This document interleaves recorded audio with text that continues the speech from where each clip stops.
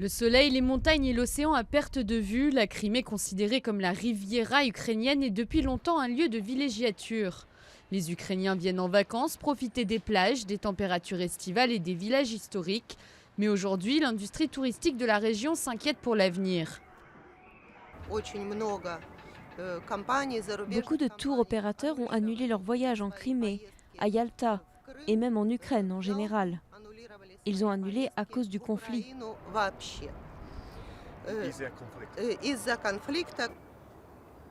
Dimanche 16 mars, les habitants ont voté à 96% pour le rattachement de la Crimée à la Russie.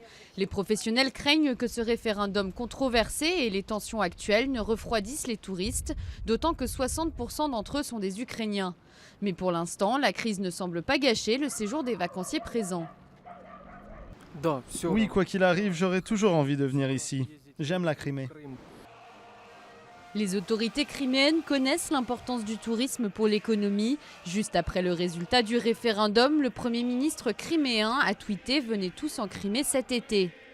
Cette année, nous voulons faire de la Crimée, avec l'aide de la Russie, un Eldorado touristique. Je suis sûr que nous pouvons réunir toutes les conditions pour faire venir les touristes occidentaux. L'agriculture est l'autre secteur d'activité porteur en Crimée. Le vin local et le champagne sont connus au-delà des frontières. L'acteur français Gérard Depardieu posséderait même des vignes parmi les 25 000 hectares que compte la région.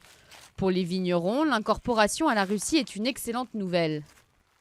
Le marché russe est beaucoup plus important, plus riche et il se développe plus vite que le marché ukrainien. C'est un fait. Mais tous les habitants savent que leur économie a avant tout besoin de stabilité.